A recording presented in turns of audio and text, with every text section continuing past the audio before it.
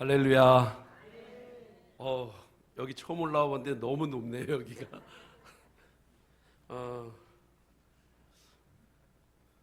여러분, 임마누엘이라는 뜻 잘 알고 계시죠?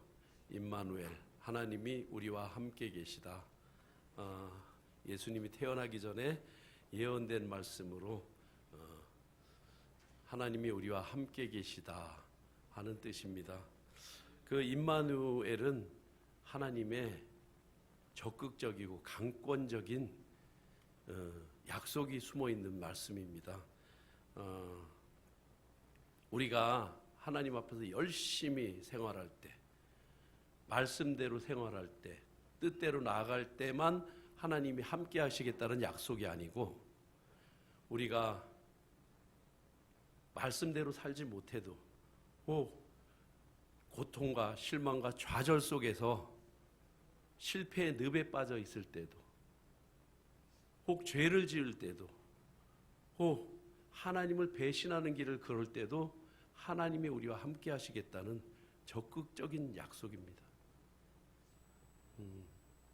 그래서 교회의 마지막으로 하나님께서, 예수님께서 말씀하신 마태복음 28장 19절로 20절에 보면은 그러므로 너희는 가서 모든 족속으로 제자를 삼아 아들과 아버지와 아들과 성령의 이름으로 침례를 주고 내가 분부한 모든 것을 가르쳐 지키게 하라. 그리고 마지막으로 임마누엘의 약속을 교회에게 하십니다. 볼지어다 내가 세상 끝날까지 너희와 항상 함께 있으리라.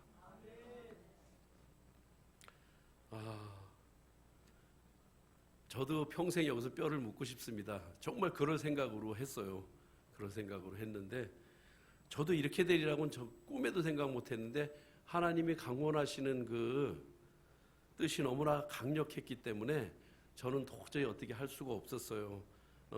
사실 교회의 사명은 전도하고 가르치는 교육을 하고 서로 교제하는 코이노니아, 그 다음에 마지막으로 파송이 꼭 있어야 합니다.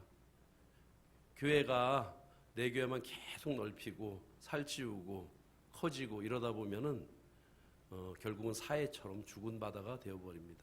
여기서 계속 파송하고 하나님의 나라를 확장하는 일들을 교회가 감당해야 하는 것입니다. 그런 의미에서 저를 보내신다고 생각하시면은 더 마음이 편하고 행복하실 겁니다. 저는 우리 교회가 큰 교회라는 것을 교회 자리를 보러 다니면서 알았어요. 그래서 지금 이제 계약을 아직 안 하고 있지만 이제 다음 주에 계약을 할 겁니다. 이제 할 건데 아주 작은 교회예요. 아주 작은 교회. 밑에 그 베델실만한 교회. 그 교회를 보면서 생각했어요. 우리 교회가 정말 큰 교회구나. 맨날 다른 분들한테 얘기할 때는 우리 교회는 작은 교회예요 하고 소개를 했었는데 우리 교회가 작은 교회가 아니라는 것을 알았습니다. 우리 교회는 정말 큰 교회입니다. 디모데후서 4장 9절로 13절 말씀 보시겠습니다. 디모데후서 4장 9절로 13절입니다.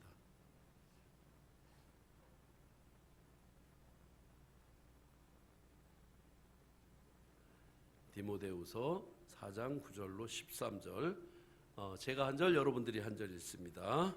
너는 어서 속히 내게로 오라.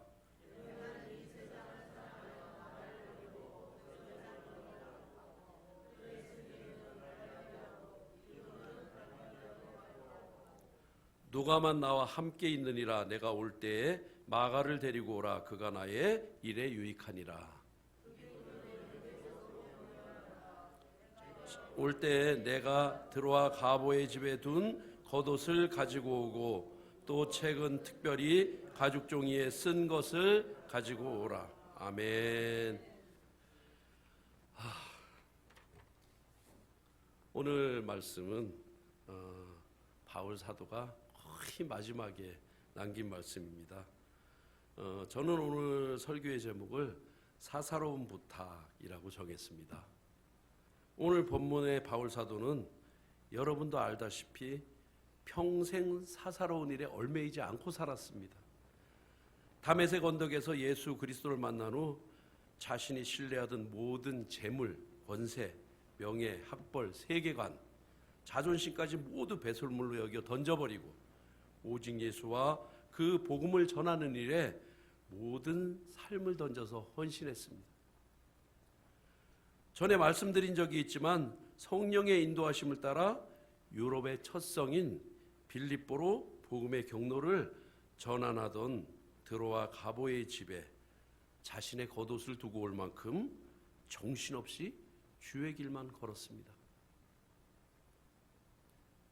매일 밤 추위가 반복되는 그 지역에서 해지면 챙겨 입어야 할 겉옷도 까마득히 잊어버리고 추운 줄도 모르고 살아왔던 그의 삶이 이제 막 다름질을 마치려 하는 로마 감옥의 그 차가운 바닥에서 비로소 겉옷이 생각이 난 것입니다. 성경 13권을 기록하며 단 한 번도 사사로운 일을 언급하지 않았던 사도 바울이 죽음을 앞두고 사랑하는 복음의 아들 디모데에게 그 겉옷을 가져오라고 하는 등 몇 가지 개인적인 부탁을 하게 됩니다. 성경을 보시면 개역개정 성경에 적힌 본문의 제목은 바로 사사로운 부탁으로 되어 있습니다.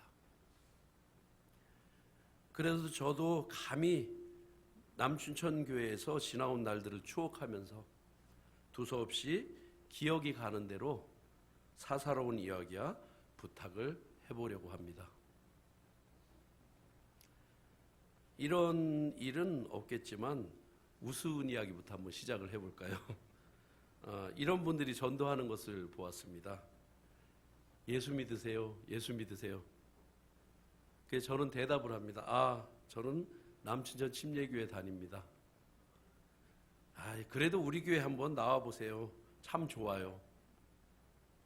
우리 교회가 더 좋아요. 또 이런 일도 보았습니다. 어제까지 같은 교회 다니던 분인데 다른 교회를 다니게 되었습니다. 오늘 길에서 마주쳤는데 못 본 척 하더라고요. 나중에 천국에서 서로 얼굴을 어떻게 보려고 그러는지 모르겠어요. 그분 교회와 우리 교회의 천국은 따로 있을까요?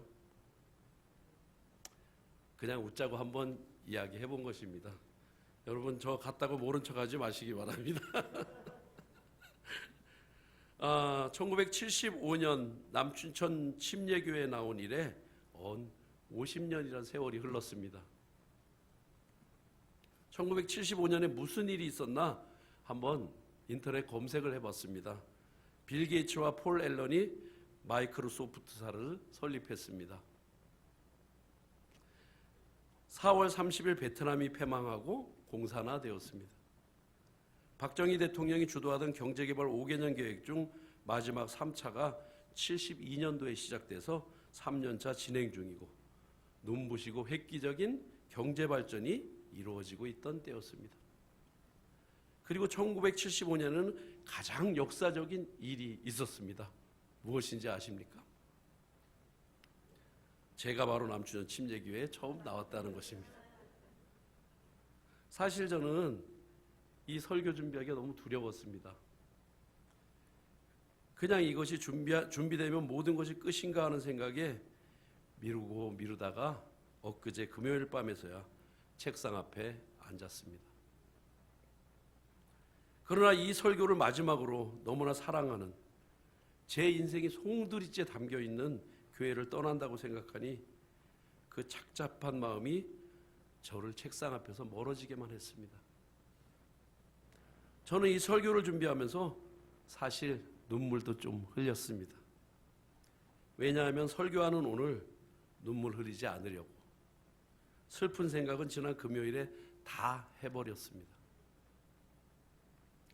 저는 남춘천 침례교회 나오면서 세상에 속한 모든 욕심을 접으려고 노력을 했습니다. 남들이 돈과 명예를 따라 살 때 저는 그런 것이 하나도 소중하지 않다고 생각했습니다. 남들이 좋은 집을 찾아 분주할 때 저는 그런 것이 하나도 소중하지 않다고 생각했습니다.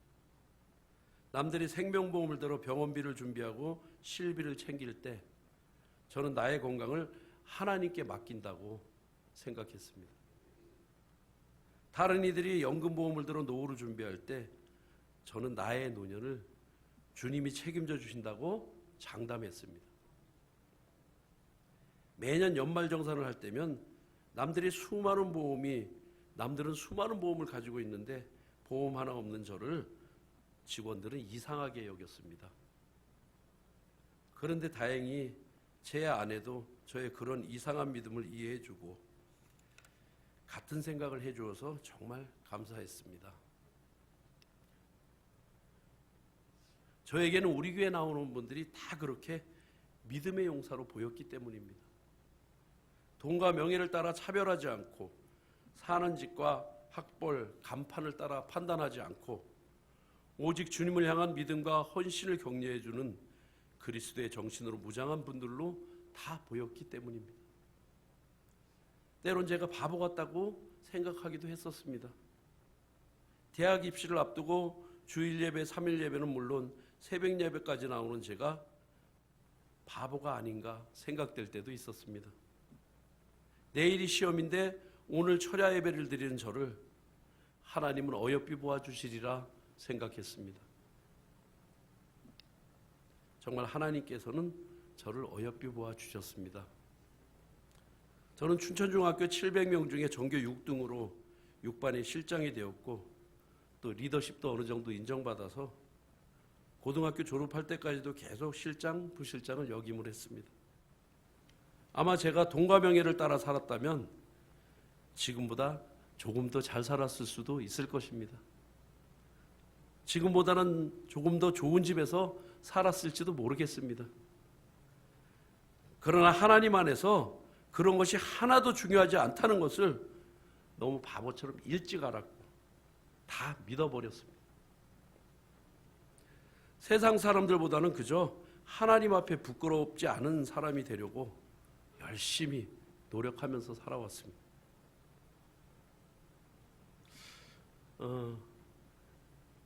지금부터 제가 왜 그렇게 살게 되었는지 한번 우리 함께 생각해 보았으면 좋겠어요. 처음에 우리 신혼 생활을 시작할 때 저기 구석진 스무숲에 단칸방 5만 원짜리 사골세 집에 살게 되었습니다. 농을 들여놓고 나니까 진짜 잘자리밖에 안 남더라고요. 이제 우리 지은이가 태어나서 보행기를 타는데 앞으로 2걸음 걸으면 농에 부딪히고 뒤로 2걸음 걸으면은 벽에 부딪히고 그러니까 결국은 울음을 터뜨리더라고요. 얼마 지나지 않아 이제 그 옆에 방이 나서 7만 원짜리 조금 넓은 방으로 옮겼습니다. 너무 추워서 아이들 얼굴이 항상 빨갛게 되어 있어요. 지금도 앨범을 뒤지다 보면 아이들 얼굴이 항상 빨개요. 그곳에서 이제 범령이가 태어나면서 아이들이 잘 곳을 만들어주자 해서 제가 2층 침대를 만들기 시작했어요. 그때 막 9시, 10시 정도 퇴근을 했는데 밤에 와서 나무를 사다가 뚝딱뚝딱 옆집 눈치 보면서 막 뚝딱뚝딱 대면서 밖에서 일주일 동안을 열심히 만들었어요. 그래서 2층 침대를 조그맣게 만들어서 1층에는 지은이, 2층에는 범령이를 눕혔습니다. 그렇게 신혼생활을 하면서 상당히 어려웠지만 처음 월급 받은 것을 하나님께 다 드렸어요. 그리고 한 달을 정말 어렵게 살았습니다. 근데 어렵게 사는데 정말 마음은 기뻤어요. 그리고 그곳이 개발되어서 이사를 나오는데 이사 보상금이 나오더라고요. 정말 그 당시에는 큰 돈이었어요, 저희한테. 지은이 범령이까지 열심히 낳아서 4명이 됐잖아요, 식구가. 한 명당 100만 원씩 나오더라고요. 400만 원. 그리고 이사 비용이 30만 원이 플러스 돼서 나오더라고요. 430만 원. 제가 찬송가 430장 제일 좋아했었는데 옛날 찬송가. 내 주 안에 있는 복을 주께 배워든 430만 원이 나오더라고요. 그럴 줄 알았으면 600장을 좋아할 거 그랬어요. 그렇게 430만 원 거기서 생긴 돈이라고 생각했어요. 정말 어려웠지만 그 당시에 건축원금으로 430만 원을 다 드렸어요, 하나님. 그리고 수입이니까 43만 원 제 돈으로 해서 11조를 하나님께 드렸어요.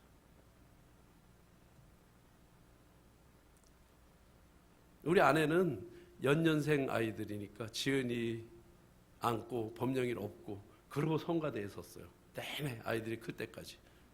정말 우스꽝스러운 모습이죠. 성가대 앞에서. 성가대 의자가 그 당시 여기 있었는데 여기 앞에서 하나 안고 하나 없고 그러고 성가를 했습니다. 근데 성도님들이 너무 우리 아이들을 이뻐해 주셨어요. 그렇게 사랑을 먹고 자라서 지금 상당히 평화로운 성격입니다. 정말로. 아내가 목이 아파서 성심병원에서 10시간 수술을 받았습니다. 그 당시에 적은 돈은 아니었어요. 수술비가 80만 원이 나왔습니다. 저 10시간 동안에 거기서 기도했어요. 하나님, 우리 아내 잘 수술해 주시면 제가 하나님 은혜 잊지 않겠습니다. 그리고 수술이 잘 되었어요. 수술비 80만 원 의사에게 주고 의사의 손을 인도하신 하나님께 80만 원을 그대로 또 바쳤습니다. 저는 왜 이렇게 살았을까요? 세상 사람들이 보면 바보라고 했을 수도 있어요. 제가 건축한 거 다 바친 거 우리 가족도 잘 몰라요, 사실. 어려운 때였기 때문에. 분명히 이유가 있었을 것입니다. 제가 이 상태가 된 데에는 너무나도 확실한 이유가 있었습니다. 저를 이렇게 살도록 예수님께 속된 말로 필이 딱 꽂히게 한 분들이 있었습니다. 두렵고 떨리는 마음으로 처음 나온 교회는 아주 조그맣고 아담한 교회였습니다. 요 옆에 주차장에 늘 그림에서만 보던 기다란 세모 지붕에 위에는 십자가가 걸리고 그 밑에 작은 문을 열고 들어가는 교회였습니다. 늘 마리아 같은 누군가가 무릎 꿇고 앉아 눈물을 쏟으며 두 손을 모으고 있을 것만 같은 교회. 초등학교 5학년 어린 저에게 교회는 한마디로 거룩한 곳이라는 생각이 제일 먼저 들었습니다.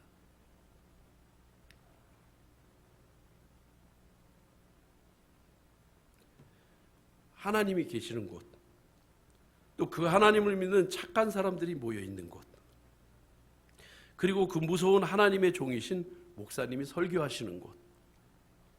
아무튼 제가 생각한 교회는 정말 제가 들어오기 겁나는 교회였습니다. 주일학교 선생님들과 전날 운동장에서 놀다가 만나서 교회 가겠습니다 약속을 하고요. 약속대로 다음날 찾아간 우리 남춘천 침례교회.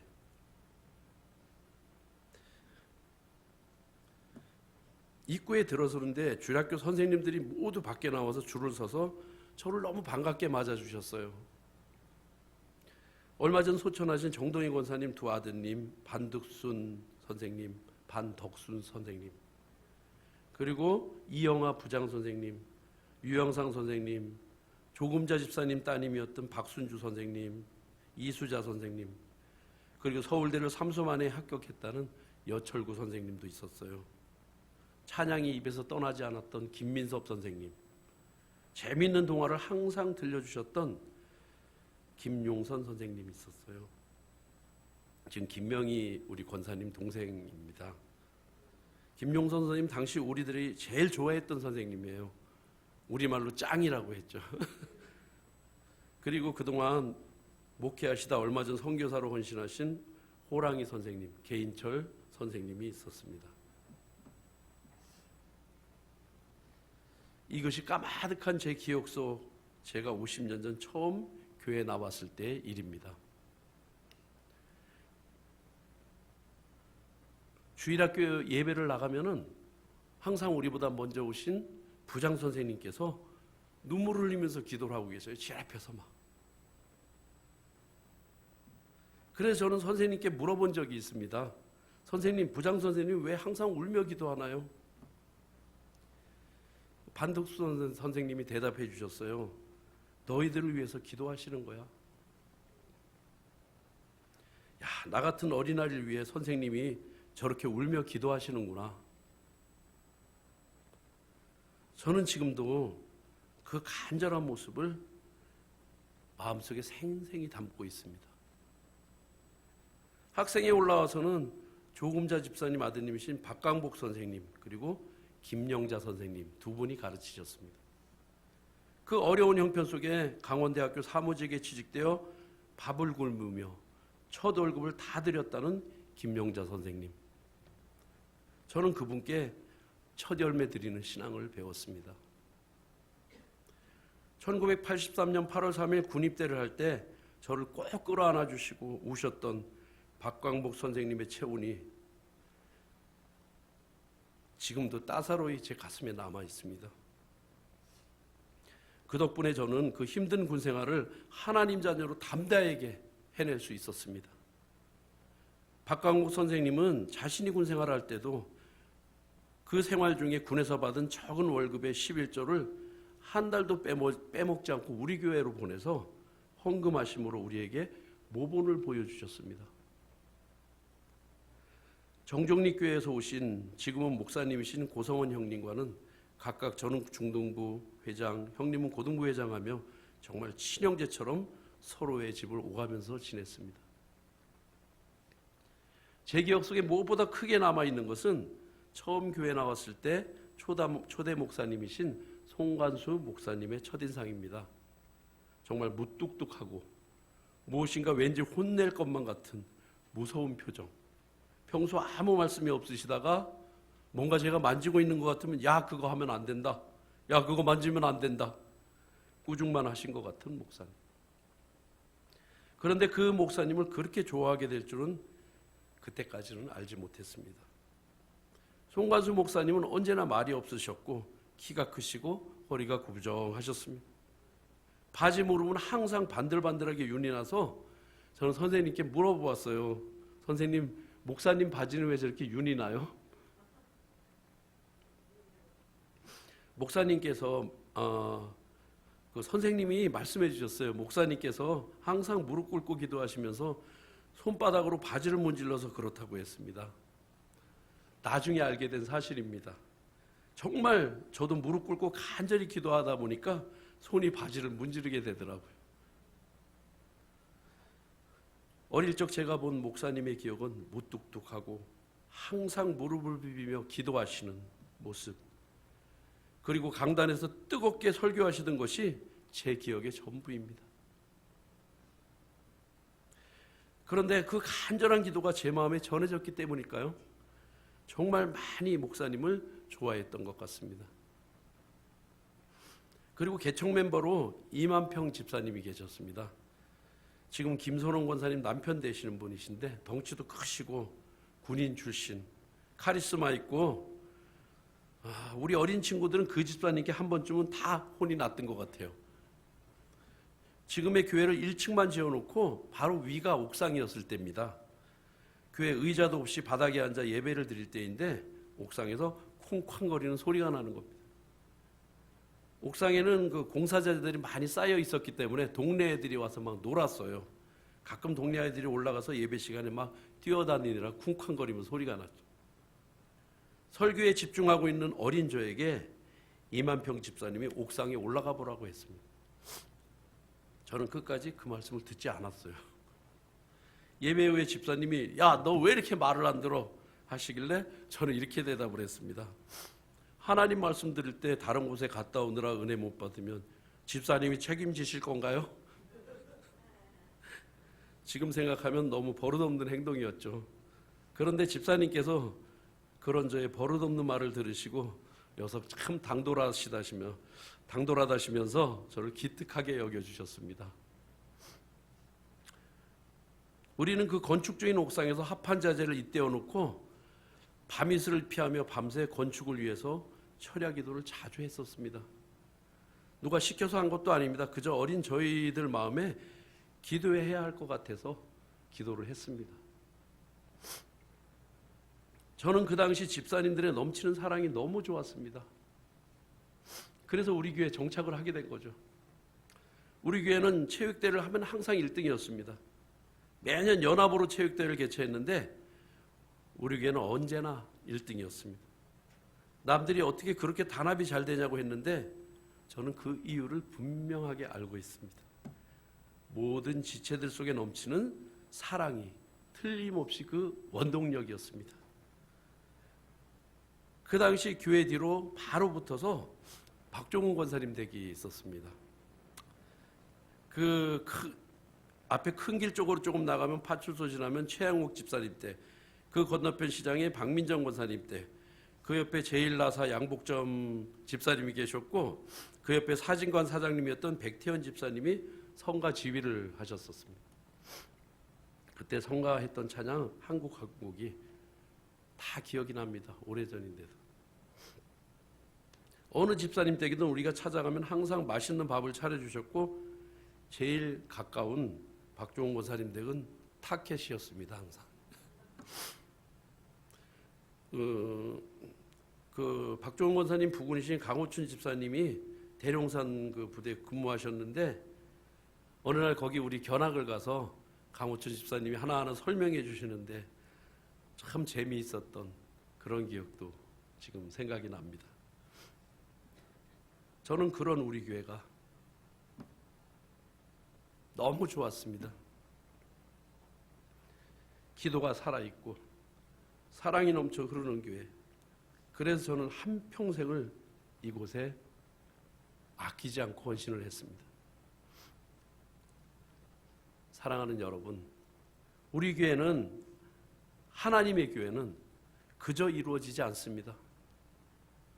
그리스도의 헌신의 터 위에 믿음의 선배들의 사랑과 기도와 눈물을 통해서 이루어지는 것입니다.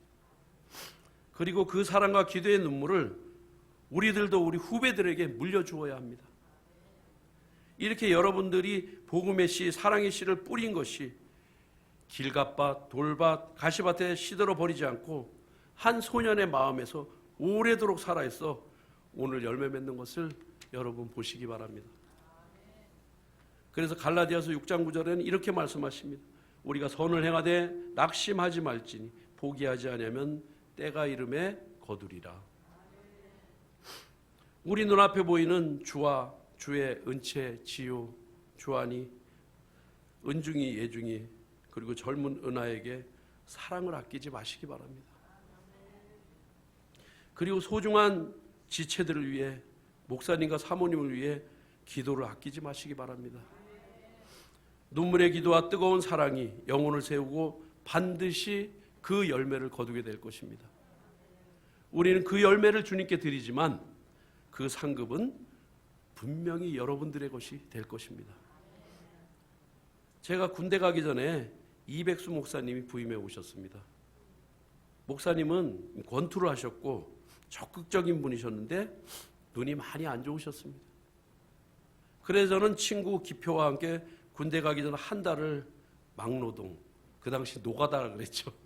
노가다를 해서 아주 큰 성경책을 이만한 걸 사드렸어요. 목사님은 그 성경을 받으시고 눈물을 흘리셨습니다. 그리고 기도해 주셨어요. 주님께서는 세상에 오셔서 멸시천대 받으시고 십자가 지셨는데 종이 너무나 과분한 대접을 받습니다. 정말 많은 간증이 있지만 다음을 기약하겠습니다. 지금의 이응철 우리 목사님도 제게는 열린 마음으로 많은 사랑을 주셨습니다. 2021년 11월 27일 제가 목사 안수를 받던 날, 그 추운 날씨에 그 먼 서울까지 사모님과 함께 오셔서 신학교 다른 목사님들과 함께 저를 안수해 주셨습니다. 저는 이 기억도 평생 간직하고 주님 앞에 가져갈 것입니다. 지금 여기 계신 안수 집사님, 권사님, 집사님, 성도님들, 그리고 학생, 청년, 주일 학생들 모두가 너무나 소중합니다. 기간이 지나면 저는 또 눈물을 흘리며 여러분을 추억하고 이야기하며 그리워할 것입니다. 부디 지금 이 소중한 때를 놓치지 말고 마음껏 누군가의 가슴에 사랑의 씨앗을 뿌려주시기 바랍니다. 그들의 가슴에 아로새겨진 씨앗은 반드시 아름다운 열매를 맺을 것입니다. 저는 지금 늦었다고 생각하지 않습니다. 우리 앞에 생이 닿을 때까지 우리는 각자 자신의 앞에 놓인 순례의 길을 가야 합니다. 그 길을 가기에 최선을 다해야 합니다. 아브라함이 하란에서 본토 친척 아버지의 집을 떠난 때가 75세였습니다. 야곱이 브에셀바에서 외삼촌 라반의 집 하란으로 간 때도 70이 넘은 나이였습니다. 모세가 익숙해져 있던 애굽의 고센 땅을 떠난 건 역시 인생 후반기인 80세 때였습니다. 우리에게 적당한 때란 없습니다. 단지 하나님의 때가 우리의 때가 될 뿐입니다. 우리는 모두 각자 순례의 길을 걷고 있습니다. 구약 이스라엘 민족들은 가나안을 향해서, 지금 이스라엘 민족은 시온을 향해서, 존 버년의 베스트셀러 철로 역정의 기독도는 천성을 향해서 모두가 순례자가 되어 열심히 다름질하고 있습니다. 그러나 아브라함에게 하나님이 약속하셨듯 눈에 보이는 동서남북 모든 가나안 땅을 아브라함이 과연 소유했을까요? 창세기 13장 14절로 17절을 제가 읽어보겠습니다. 롯이 아브라함을 떠난 후에 여호와께서 아브라함에게 이르시되 너는 눈을 들어 너 있는 곳에서 북쪽과 남쪽 그리고 동쪽과 서쪽을 바라보라. 보이는 땅을 내가 너와 네 자손에게 주리니 영원히 이르리라. 내가 네 자손의 땅에 티끌같이 네 자손이 땅의 티끌같이 하리니 사람이 땅의 티끌을 능히 셀 수 있을진데 네 자손도 세리라. 너는 일어나 그 땅을 종과 행으로 두루 다녀보라. 내가 그것을 네게 주리라. 아멘. 아브라함에게 분명하게 약속하셨습니다.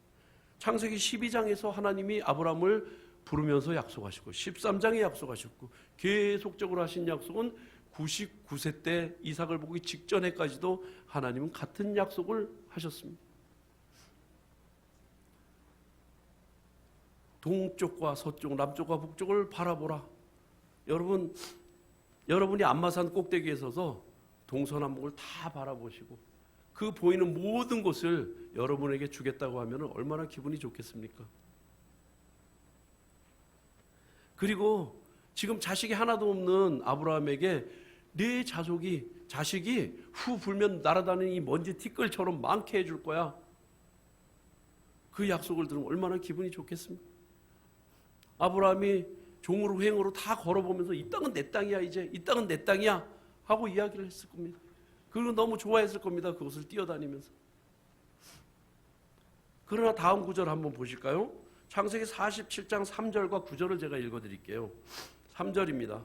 바로가 요셉의 형들에게 묻되 너희 생업이 무엇이냐? 그들이 바로에게 대답하되 종들은 목자이온데 우리와 선조가 다 그러하니이다 하고 3절에서 요셉의 형제들이 다 이제 애굽으로 이주를 했습니다. 야곱과 함께. 그 형제들에게 묻습니다. 형들에게 묻습니다. 너희 생업이 뭐냐? 바로가 물으니까 형들이 대답을 합니다. 종들은 목자이옵니다. 우리 선조가 다 그러했습니다. 무슨 말입니까? 아브라함 때 땅을 다 주시기로 하고 거기서 토를 잡고 뭐 농사나 짓고 살았어야 되는데 아직 그렇지 못했다는 뜻이죠. 그냥 목축업하면서 양을 몰고 이리저리 다니면서 유리하는 목자들의 신세였다는 거죠. 벌써 3대가 지났는데 하나님의 약속은 언제 이루어지는 걸까요? 9절을 봅니다. 야곱이 바로에게 아뢰되 내 나그네 길의 세월이 130년이니이다. 내 나이가 얼마 못 되니 우리 조상의 나그네 길의 연조에 미치지를 못하나 험악한 세월을 보내었나이다 하고 이렇게 되어 있습니다.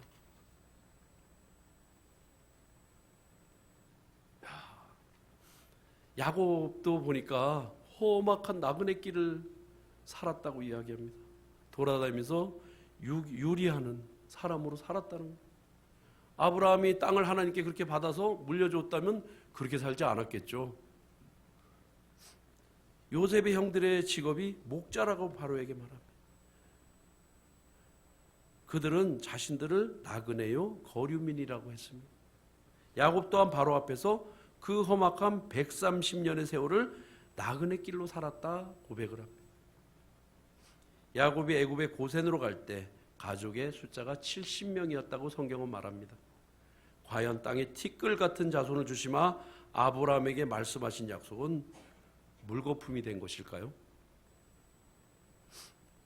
또한 창세기 23장에 보면은 127세에 죽은 사라를 위해 아브라함은 헷족 속 소알의 아들 에브론의 밭에 있는 막벨라 굴을 은 400에 삽니다. 그리고 그곳에 사라를 장사합니다. 이 무덤에는 아브라함과 사라, 리브가와 야곱, 이삭, 레아가 장사되었습니다. 그리고 요셉도 이곳에 장사해 달라고 후손들에게 유언을 남깁니다. 평생 아브라함이 가졌던 땅은 가족의 무덤, 이것이 전부였습니다. 하나님은 그 땅을 다 주시겠다고 했는데 도대체 어떻게 된 걸까요? 하나님은 아브라함과의 약속을 어기신 걸까요?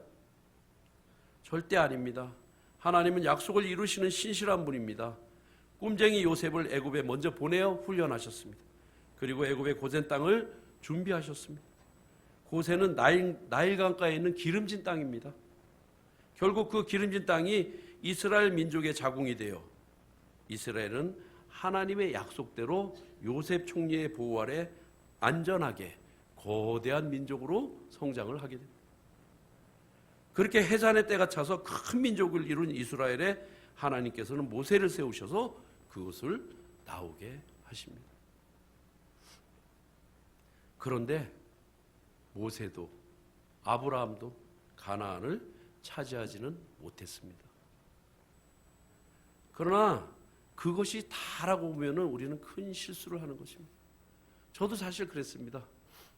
이제 뭐 어디 직원으로 그 일을 하다가 내 사업을 해보자. 하나님이 기도할 때마다 날 사랑한다고 하시고 내게 큰 일을 하게 해주시겠다고 하시니까 내 사업 해보자. 무지하게 축복해 주실 거야. 그래서 이제 문고업을 시작을 했습니다. 처음에는 잘 되는 듯 했죠. 근데 나중에 뭐 짐 다 싸들고 집으로 그냥 들어갔습니다. 하나님께서 저를 크게 쓰시겠다고 하셨고 복을 주시겠다고 하셨고 기도할 때마다 사랑하신다고 하셨는데 왜 하나님 저를 이렇게 만드십니까? 저 또한 눈에 보이는 것이 전부라고 생각했기 때문입니다.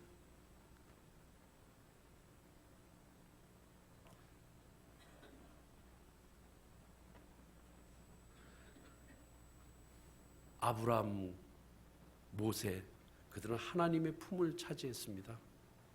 아브라함은 보이는 육신이 아닌 영적 성도들의 믿음의 조상이 되지 않았습니까?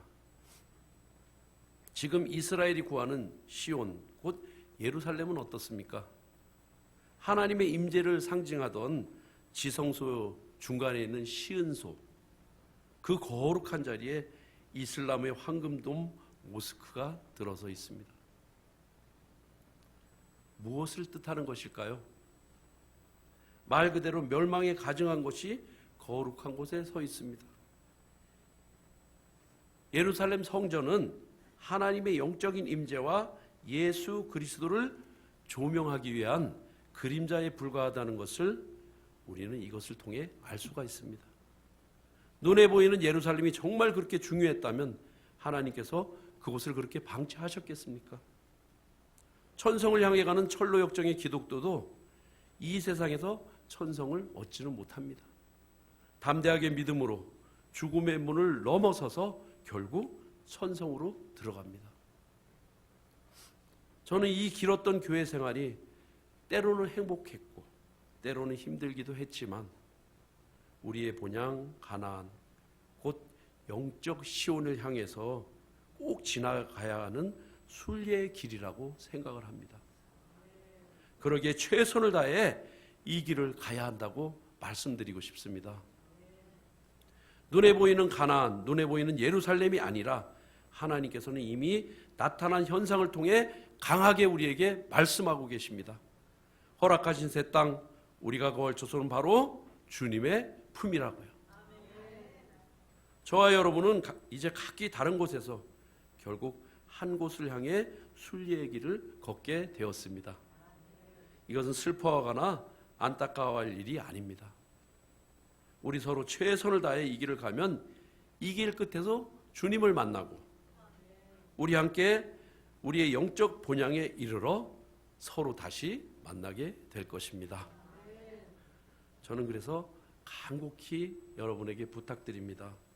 부디 아브라함을, 이삭을, 야곱을, 모세를, 그리고 우리 신앙의 선배, 믿음의 조상들을 거울 삼아 힘을 다하고, 힘을 다해서 사랑하고, 힘을 다해 복음의 씨를 뿌리고 끝까지 승리하시기를 간절히 바라겠습니다.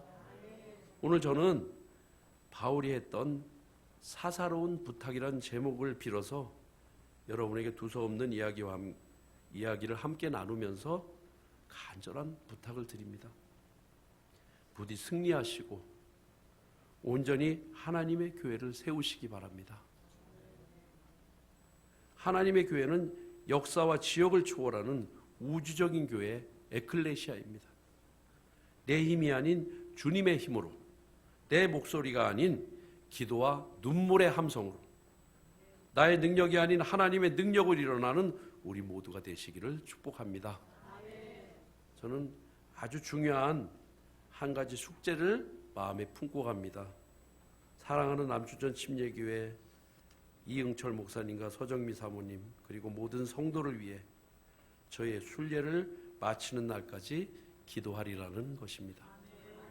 부디 영육간에 건강하시고 승리하시고 우리 서로 기도로 항상 교통할 수 있기를 간절히 바랍니다. 여러분 아주 많이 사랑합니다. 언제나 기억하겠습니다.